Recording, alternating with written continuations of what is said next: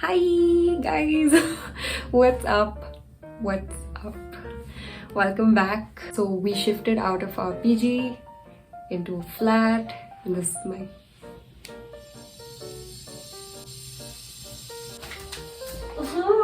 stop it. Anyway, so I asked y'all on IG if y'all had any questions about like cabin crew and like what we do and everything and about our lives, and y'all just had so many questions. But yeah, I noted down a few, so let's get into it. Is training from an institute necessary? No, you don't need a training from any sort of institution, and in fact I hate the fact that these institutions exist because they don't guarantee you a job at any airline or anything. They just like groom you for interviews, which is really not necessary. Any training that you need will be provided to you by the airline itself. Once you go to the interview and you're selected, you have to go through a training process. It's a mandatory process that every flight attendant has to go through. So going to some institute first for a job in an airline is absolutely not mandatory and is totally unnecessary. If you know anybody else who wants to be a part of this industry, just let them know that they really don't need. Why am I sitting like this? They really don't need to go to some institution to do a course or like get a degree or anything. Just go to the interview straight away. Okay, next we have what the selection process is. So basically there are walk-in interviews, and you can find out if any airline is having this interview by going to their official website and going to the careers option. There they mention if they're conducting interviews, and if they are, where, when, and all the details will be mentioned. Whatever you need to carry, whatever you need to wear, how your hair needs to be, everything will be mentioned there. So it's basically a walk-in interview. You go with your resume. There are 3 or 4 rounds depending on the airline. Each airline is different, but the rounds are divided as such. First, there's an introduction round where there'll be like a group of 10 or 15 other people, and you have to introduce yourself. From that, they will select a few who will be sent to the next round, which is a discussion round where you are given a topic and each person has to come up with a few points on that topic. But the topics are really easy. Like for my interview, I got public versus private transport. Kids stuff. They just want to see whether you're confident enough to speak on any topic and converse on any topic. After that round, you have a medical round, a very small medical round where they take your height, weight, and they check your eyesight. They check if you have any scars or anything, visible scars or anything on your body. And the final round is a personal one-on-one round with the HR. What is the retirement age? Again, every airline is different, but it's usually somewhere between 50 to 60. What are the perks of being a cabin crew? Obviously, the traveling. You get to meet new people. One thing that I really like about this job is you never work with the same people. If today I flew with these 3, I won't fly with them for the next few months. Tomorrow it's someone new, and the next day it's someone new. So even if there's somebody you don't have great work chemistry with, it's okay because you're not gonna see them for a while again. It's a pretty well-paid job. Whenever you have layovers are basically you're staying the night or 30 hours, 20 hours in that city. You stay in 5-star hotels, which is totally paid for. They pay for your food. Every time you have a layover in a city, you get extra money. Yeah, so good food, good money, traveling, new people, new friends. Those are the perks. What qualifications do you need? You need to be done with school and that's it. You can apply right after school. So yeah, you don't need a degree. You can apply right after class 12. How much does an average air hostess get paid? Again, depending on our airline, our base salary is always somewhere between 30 to 40 a month. The more you fly, the more you earn. And usually not right now because COVID, the flying is way lesser.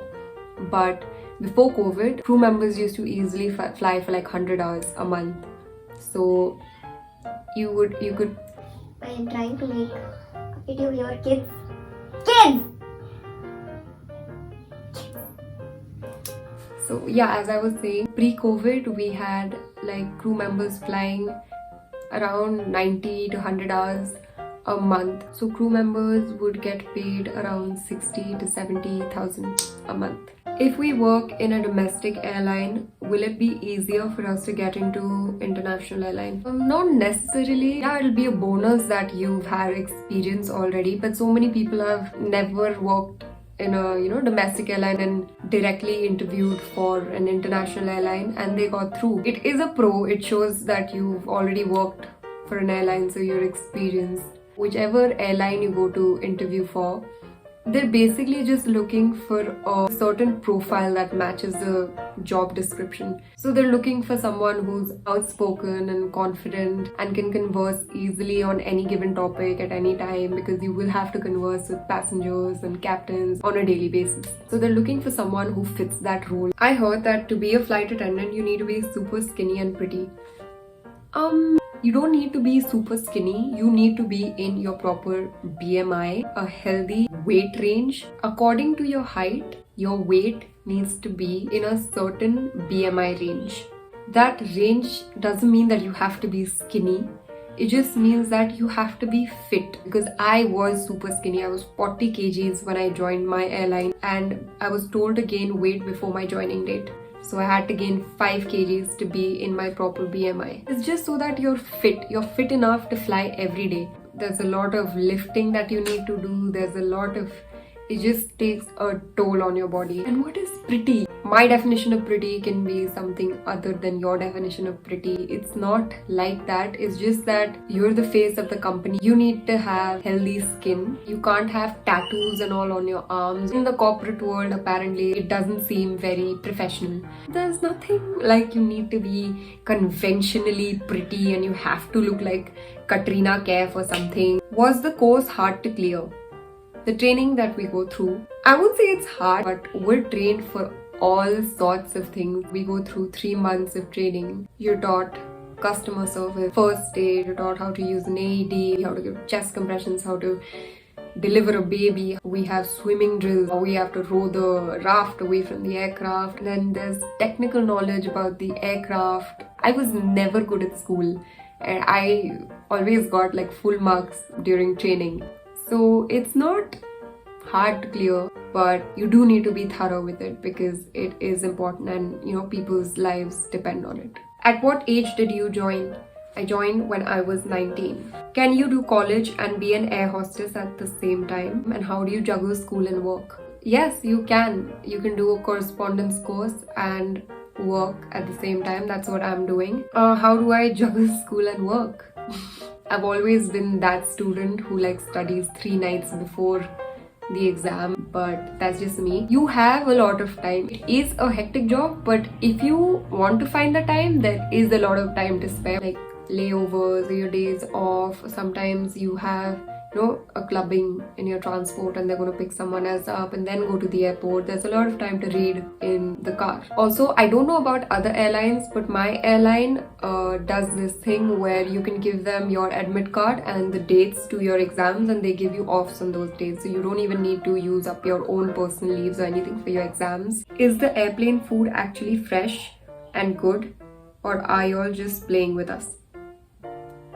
Of course it's fresh. We eat that food too. Why would we play with you? Every flight we have a fresh catering. When you go on flights and both the doors are open, from one door there's food coming in. The food is fresh. Languages which are a must. For domestic airlines, you have to know English and Hindi. For international airlines, you have to know English and any other additional language. Can you have tattoos? Yeah, you can have tattoos. Nobody said you cannot have tattoos at all on your body and they're going to check every inch of your body.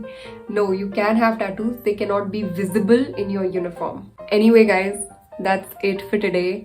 Someone getting murdered? There's just so much going on outside.